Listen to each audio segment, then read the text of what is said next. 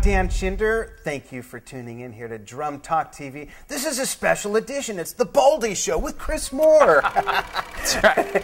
Can you folks even tell us apart? Seriously. Well, I'm sure I look older. I think I am older, and that's fair. I think I'm being interviewed by Steve Smith. Every time I look at you, I'm like, man, it's Steve Smith's twin. Bobby Morris said that when I sent him a picture of Bobby Morris and myself, and he wrote me back saying, I thought that was Steve Smith and me. But it's you, because he's real good friends with Steve. Oh, that's cool. But yeah, so I'm here with Chris Moore, drummer for Cry Wolf, an exceptional drummer who has some wonderful stuff to share about his playing style, about his gear, about the band. And really, Chris, the first thing I want to start with is the question, do you know that your kit is set up really weird?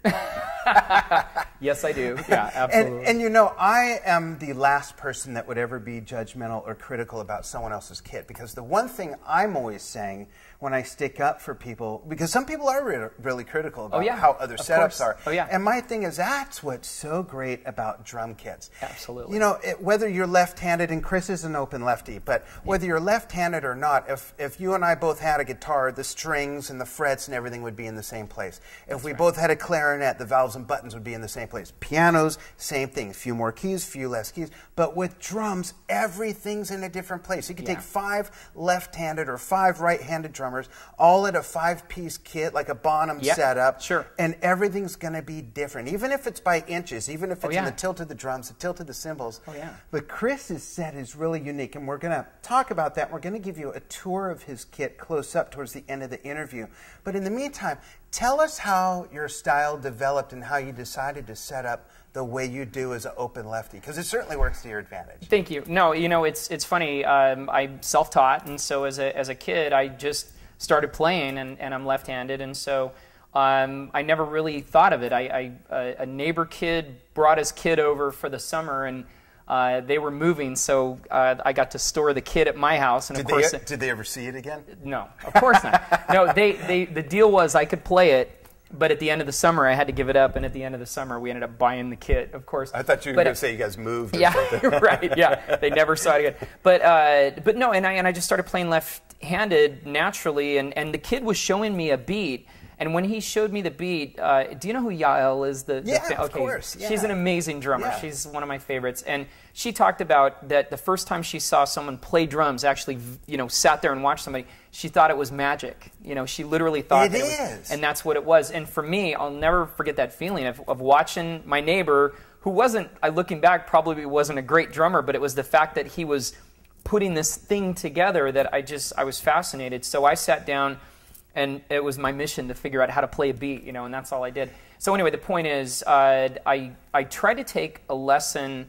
I tried to take lessons from a guy years later when I was a young teenager, and he wanted me to cross over and play right-handed because it was easier for him to write out the beats that way. Right. And I tried, you know, I tried playing right-handed, and it just didn't feel right to me. And as you know, as a drummer, you got to feel it. So that's why my kit is the way it is. You know, and we'll get more into the setup. That's a really neat story. And what I like about it the most is I'm discovering that I believe that every drummer, if there's a common denominator in all of our stories, it is that magical thing. Because I remember being 7 years old, and this isn't a Dan Schinder interview. I just want to share an anecdote that goes with what you just said. Yeah. And what your friend said is that when I was 7 and I started at a practice pad taking lessons, and then I remember the first day that I was going to play on a kit, and it was on a riser in the studio where I took lessons. My drum teacher walked me up there, and he said, okay, and it was written out, and he said, Dan, just hit the bass drum, Danny,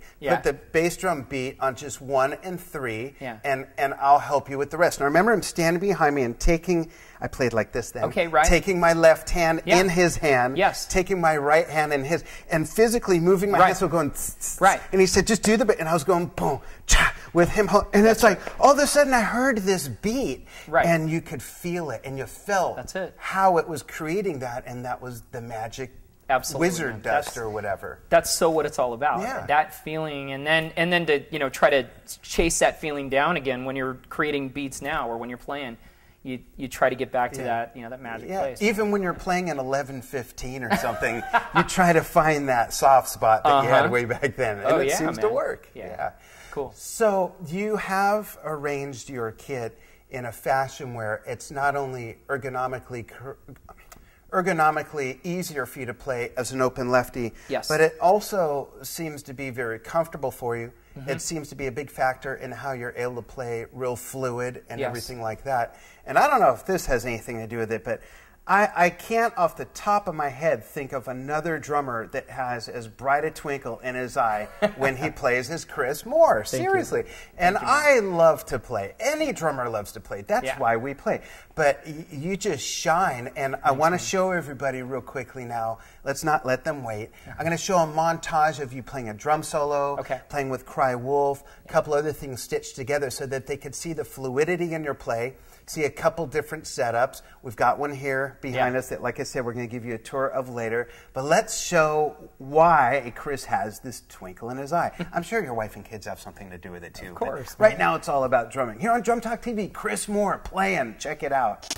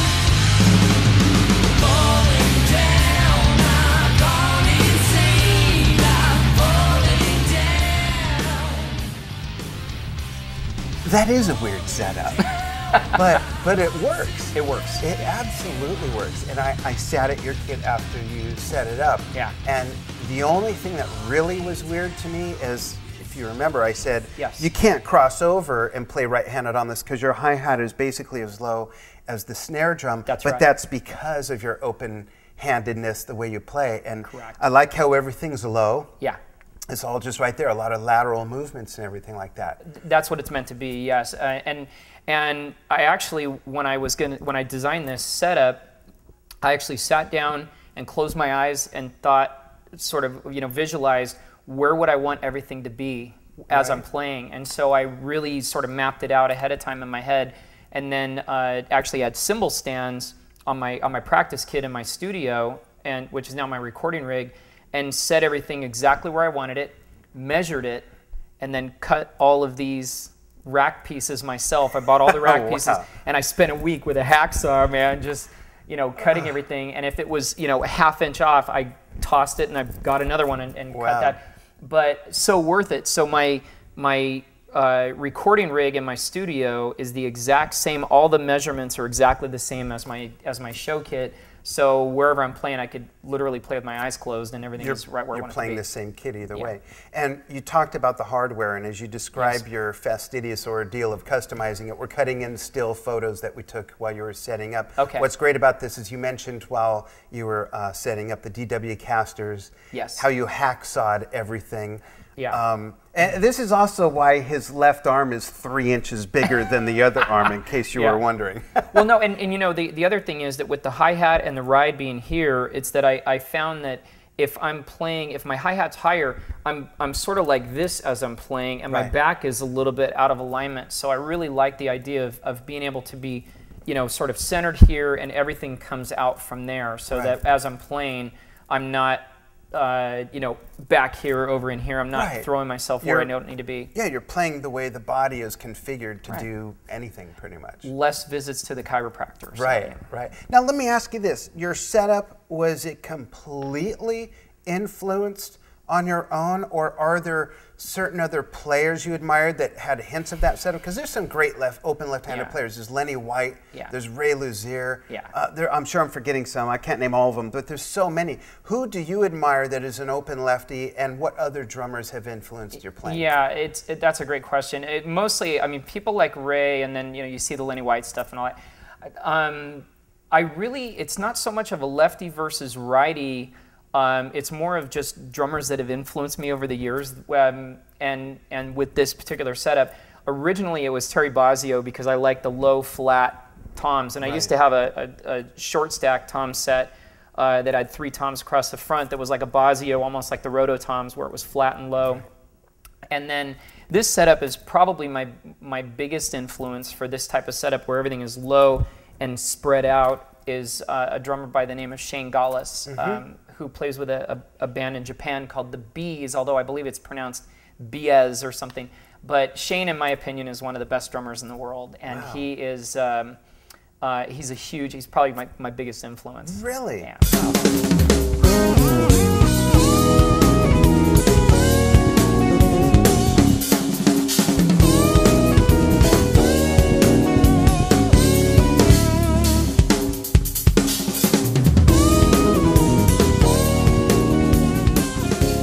Now, I have to correct myself. Ray plays open, but he's actually right-handed. That's correct. Which is really weird. Yeah. But it works, Ray. It works. No, totally. And that's his thing, is that he's so good that he could really, he could be playing right or left-handed and eating a sandwich at the same time. Yeah. And it works.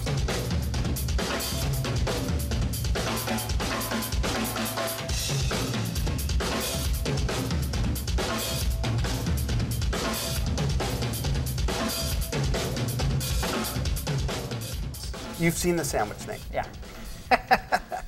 No, that's really cool. It's always fun to learn other people's influences, especially, like, I've gotten to know your playing without knowing those influences. Yeah. So now as I hear the influences, I'm kind of like thinking back, like when you eat a soup and you like the soup and someone tells you what's really in it, you're like, okay, did I taste the eyeball? Did I taste the bat wing? Right. It's... And I've done that. I was in Japan eating something the first night that I was there, and the very first night I was in Japan, and I was eating, and all of a sudden I heard one of the other band members say, I don't like my food looking at me, and I looked, and there were these little tiny fish in there, and I didn't realize that I was eating that. So was it good?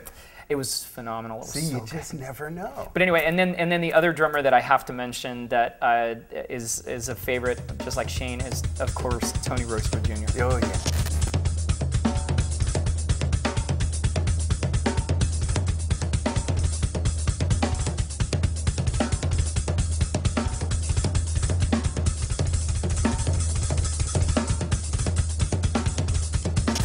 Yeah, and the Shortstack Tom set that he has, or in some of those videos that he has, the black kit, I think was right around the time that I was playing that same type of setup, and I didn't even know. So when I saw his setup, I went, whoa! Right. But I mean, the guy's from another planet, man. Yeah, it's just absolutely amazing. Yeah, I want to talk about your sound, okay, and how it relates to your gear, because as an example, when we all got here, and by the way, we're at LA Drum Services in Burbank. Thank you very much, Bobby Booz, for letting us use your facility again for another great interview. Yeah. And we were out in the parking lot getting ready.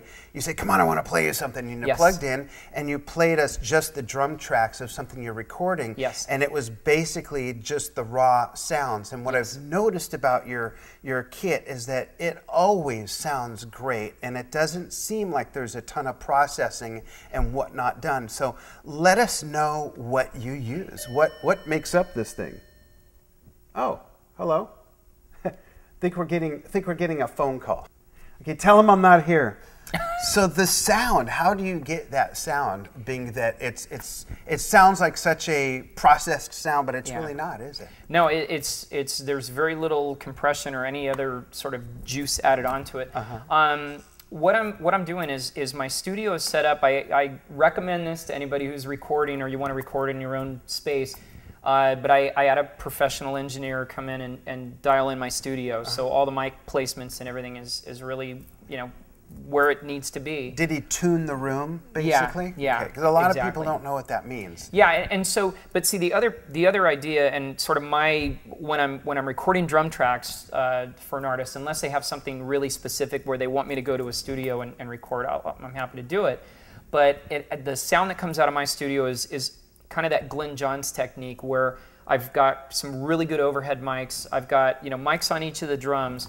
But it's really designed to be an entire overall sound rather than very isolated and segmented and fragmented, and I'm not going to build a tunnel with my bass drum and do all that. Right. It's really designed to sound like a guy playing the drums. Right. You know? Go figure. Yeah. Right. Right. And that's been, I think, something that's been lost in some of the some of the work that's been done, you know, in the last few years, is that it's so it's so sort of processed and designed to not really sound like you're sitting in a room listening to a guy rock out on the drums. That's what I want. That's cool. That is what it sounds like. Yeah. Thank you. Talk about the head that you use on the snare. Yeah, so the head that I'm using, all my heads are Aquarian, and the one that I use is called the Triple Threat, and it's 3 plies of 7 mils each, and so it is a unique head in that it doesn't have a power dot or anything like that. Right. It's just a straight ahead coated snare head, and we'll show it in a second. But I can hit that thing as hard or as soft as I want. I can be out at the rim. I can do big fat rim shots, and I get great tone out of it no matter what I'm doing. And so it's really versatile, but more than anything, I am a hard hitter, and so it's got so much durability, and yet it sounds almost like a single ply or a thin 2-ply head. Yeah. And feels that way too. I mean, it doesn't. Yeah, and I'm usually, you know, I'll try stuff, but once I've got something I really like, I stick with it. And the guys at Aquarian kept saying, "Come on, you got to try this new head." And I was really happy with what I was using, and man, as soon as I played it, I put it on, started playing, tuned it a little bit, and wham, that was I found the sweet spot. Yeah, it was perfect. Cool, cool. Now, you just got a new, depending on when you watch this, we're recording this in the middle of May 2013. Yeah. You just got a new cymbal setup with TRX Symbols. Talk about your new cymbal arrangement. Yeah. We've talked about it a little bit on Skype and on the phone, but tell everybody else what the deal is with that. Yeah, no, I've played a lot of cymbals, and I was looking for something that was going to give me more of a versatile type of a setup as I was playing, and my playing is actually changing a little bit as time goes on, and so. Which is great. Which is great. Our playing should always evolve. It's evolving, yeah. Whether it's moving your stuff or trying a new piece of gear or something, your playing should always evolve. Agreed. And so what I found was the TRX cymbals are really, really forgiving, and yet if I need to get some punch out of them, man, it's there. They're really there for that. But if I'm just needing a little bit of support as I'm playing, I know that those NRG crashes are, man, they've just got just that sound that I have in my head. And everybody's got the sound you hear in your head as a drummer, and that is that sound. So when I need something, as I say, a little more punch, I can go to the 19 or I can go to the 20 if I need a fuller sort of body sound. Right. But then that ride has that it's got a great bell on it. So there's that real sweet ride thing happening, that it's not just a big ringy thing, but it's also not so short decay that you've got to really work it to make it happen. And same thing with the hi-hats. You're getting a big fat deep tone. I really like a deep tone out of the hi-hats. And I've actually played 15s in the past. These are just 14s, and they sound like 15s, but they're not so thick that you're having to, really get hoarse some tone out of them. Yeah, but that's that setup, and then of course the ice bell, which is my favorite because I like to do a lot of two-hand ride stuff. That's really it. It's such a neat. It's just such a great thing to be playing a set of drums on stage or in the studio, and everything that you're hearing in your head, you're able to produce that. Well, that's what I want to touch on, because you told me the story of how when you tried the cymbals out, it's like right away you knew this is the arrangement. Yeah. And I credit that to the fact that you knew what the sound was that you were going after. Yes.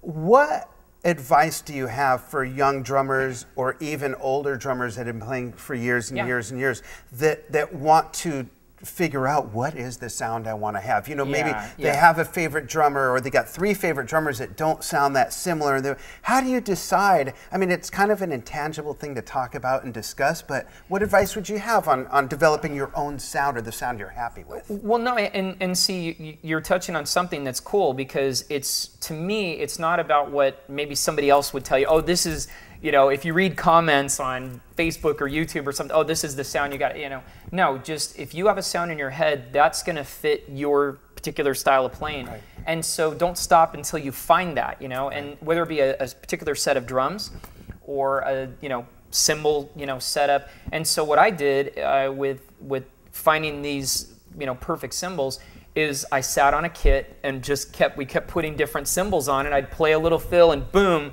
and I go, but when I picked up those cymbals, and it's because I do this every day, but when I picked up the cymbals, I knew when I felt the cymbal, I knew that those were the ones, yeah. But, you know, it may not be that way for other people. It's more of a sound thing. You put them on, you play, and you feel it, you hear it, and you know, you go, yeah, that's me, or no, that really isn't me, you know. Yeah. And same thing with drum heads and all that. But as I say, with the Aquarian heads, I was fortunate enough to have the Aquarian folks sort of recommend to me, hey, try this, try that. But same thing, I tried a few, and man, when I hit the ones, that was it. I'm not gonna go try other things once I get that magic sound. Yeah, once you find something you're happy with, stick with that, and then learn to really use that. Like, I'm sure the longer you have the Aquarian head, the longer you've had that kit, the longer you have the TRX Symbols, the more you learn to work it and learn the personalities and subtleties that each piece has, right? Well, yeah, and what's funny is I posted something on my Facebook page the other day that I said, and I was tone chasing with snare drums in my studio, and I was going to do a recording thing, and I had an oak snare drum, and I had a brass snare drum, and I was trying different things. And one of my favorite people and a huge influence in music, who doesn't even play drums, just posted, hit it. And I was like, that's exactly right. You know, it's enough of trying all these different things. There's a point where you got to actually play the drums. And right, exactly. That's the key. Yeah, very cool. Give me 2 or 3 minutes on Cry Wolf, and then let's give everybody a tour of your kit before we say goodbye. Okay. I mean, you saw a bit of Cry Wolf in the montage that I cut in of Chris playing.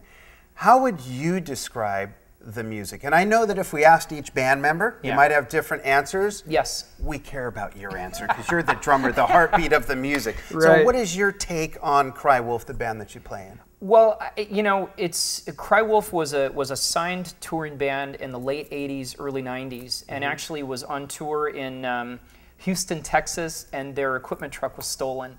And they had sold a couple 100,000 CDs at that point, and were kind of starting to make their way. And I wasn't in the band at that time. And their equipment truck was stolen, and they called the label to get more gear and get going again, and they got dropped at that point. So everybody kind of scattered and went their separate ways. And but there was always this unfinished business, and I happened to start playing in another band with Steve McKnight, the guitar player, and I said, I want to hear the Cry Wolf stuff. And as he was playing it for me, I was like, man, this is great. We should be doing something. So we were working on this other project together, and I started learning Cry Wolf songs, and we ended up, kind of putting the band together. I would describe it now, because it really nowadays does not have that sort of 80s type of sound. It really is designed to be more of a, I guess, more of a current, kind of relevant alternative hard rock band. Okay. Yeah, it's designed to have, lyrics that really do say something, and lots of unique harmonies and melodies floating through. I was going to say it's very melodic. Yeah, and thank you. And with maybe some interesting drumming, I hope. Yeah, some great drumming. Great double bass drumming. Thanks. And it's great how you put the rhythms together. Thank you. And apply more than just a 4 on the floor feel, which could work with that music. Absolutely, it could. But it's nice to hear some sort of identity back there and have your sensibilities come through in your drumming. I got one more question to ask you before we give them a tour. Does this shirt make me look fat? Want to see Chris's kit? Let's check out Chris's kit. All right. So we're up on the riser behind Chris's kit, and we want to give you some idea of the weird ergonomics is weird, but I love it. It's great. Thank you. I'm getting ideas for my kit, and I'm not an open lefty. Yeah. You know, I mean, the whole low thing and spread out is really cool. So run us through, first of all, because we only got a couple minutes left, but we talked about the S-hoop earlier. Yes. Why don't you talk about that and how that's worked to your advantage, and then go through your cymbal line play a little bit. Yeah. So the S-hoop is here on the snare drum only, and this is made by a head, and I use a head drumsticks, and I found that with a normal hoop, I was cutting into the sticks and breaking them really easily. So they said, you might want to try the S-hoop, and it's got a flattened edge on it. And so not only am I not breaking my drumsticks as often, but I really get a fat, you get a whole different big fat sound when I'm doing a. Give us a rim shot. Let's hear. So can I do it in here? Yeah, absolutely. Okay. So it's not tuned, of course, but when I've got this thing mic'd up, I really get a nice big fat tone out of it. So do you find that your rim shots, you get more consistency out of the sound because the frame is correct? The rim rather is okay. Yeah, and it stays tuned pretty well. Again, I hit hard, so I'm going to lock them down a little bit, but for the most part, I get a really consistent tone out of it. So yeah, that's the S-hoop. Moving on, and then on the toms, it's a 12 and a 16. These are Aquarian Force 10 heads, and it's 2 plies of 10 mil, and man, they just sound great. These things really just full bodied. Again, it almost sounds like a single ply, but you're getting the durability out of a double ply. What do you have as the resonant heads on the bottom? Are they the same? No, they're just the classic clears. Okay. Same thing, you know, also Aquarian. And then of course the Super Kick 2, which everybody, I think, it's a standard in the industry, the Aquarian Super Kick 2. And I usually run the bass drum pretty wide open. I might put a pillow in there or a towel depending on the sound guy at a given venue or for a given tour, but you know, I try to run everything as wide open as I can. Right. When you come to my place in, what is it, in 4 weeks, Chris is coming to Vegas, going to visit me in my studio. You're going to laugh when you see what I got in the bass drum. There's a lot of this. Here, watch. Yeah, right. See that? Okay. There's a lot of that right there. All right. That's what's in my bass drum.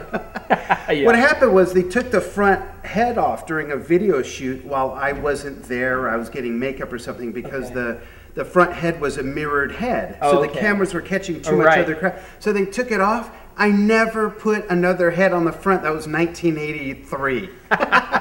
Nice, yeah. Take us through the cymbals. Yeah, so the cymbals. So these are really the workhorse for me. These are 19-inch NRG crashes from TRX. Are they the same or different? Same. They are the same. Okay. And I actually used to use 419s because I always wanted a similar tone as I was going around the kit. Now I've actually seen the error of my ways, and I'm using 20s back here. Outside? So yeah, if I need a little bit more of a full-bodied sound, I can come back to these. And then the Chinas are here in, you know, nice easy reach. These are actually TRX alt Chinas, which they're really they give a nice lots of cut through on the high side. So and are they the same as well? They are. They're both 18s. They're the same. So you have 3 pairs that are the same. Correct. Now for people that are going to be all over this and say, "What? That's overkill." Why? Explain. I get it, but explain. I'm sure a lot of people get it, but it's such a great idea. I never thought of it. Yeah. Here's what it is. I do a lot of things with both hands, so I really do try to have, you know, that feel as I'm playing, and I don't want to have to worry about, oh, my 19 is over here, so I've got to get over here with my right hand. So I actually do a lot of two-handed cymbals, and this way, as you can see now, I'm around the kit this way. If I want to be given a song where I've got a big crash, I can be here. If I need a China, it's right there. If I need a China, it's right there. And I don't have to think, oh, my China's over here on this side or way up here. It's all within reach, and I can just, you know, move with my wrist. Ride is right here, again, easy to reach, and then my ice bell's right here. My ice bell's right here. So I can do a two-handed, and I think in some of the live footage you can see that I'm doing some two-handed stuff. And then the hi-hat's right here, again, ergonomically right where I need it to be. So I'm nice and straight, just, you know, wrists are loose, and I'm able to just play. Give us a little beat, now that we're close up and personal with the camera. Give us a little beat before we say goodbye. Okay. And my disclaimer is I don't know if where I'm tuned on these things. So. Fix it in the mix. All right, cool.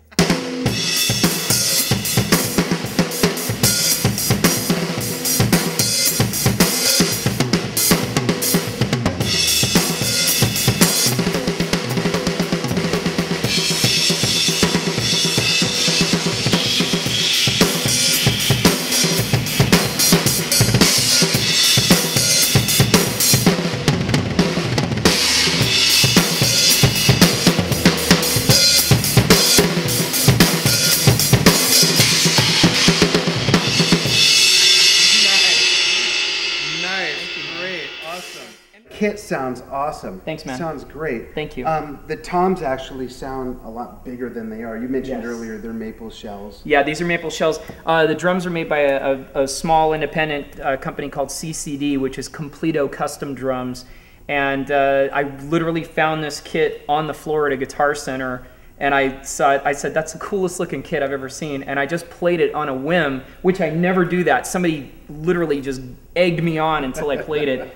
And I was curious to what it sounded like. And as soon as I played it, I said, I'm buying this kit. I don't care. And I was actually on tour at the time. And so the manager at that store kept calling me. And I'd be like, I'm in New Orleans. I can't buy the kit this week. Or I'm in Idaho, or Washington. And so finally, when I came home, I was back in LA. He called me and made me an unbelievable deal, and I went and bought it. So very cool. Thank you. Yeah. Well, thanks for joining us. Thanks, man. Chris Moore here on Drum Talk TV from Cry Wolf. Right on. Thanks for spreading the knowledge and explaining, the ergonomics of your setup. I think it's always important for us to share each other's information. That's what Drum Talk TV is all about. Learning lessons, not just from behind a practice pad, not just behind the kit, although today a lot of it was kit talk, but all lessons can be learned by having an open mind, listening to discussions, and hearing people's perspectives based on their unique experiences. And Chris certainly shared his with us today. We're really appreciative of that. Thanks so much. We'll have you on again soon. Appreciate it. Thank you. Thanks everybody for watching. Right on.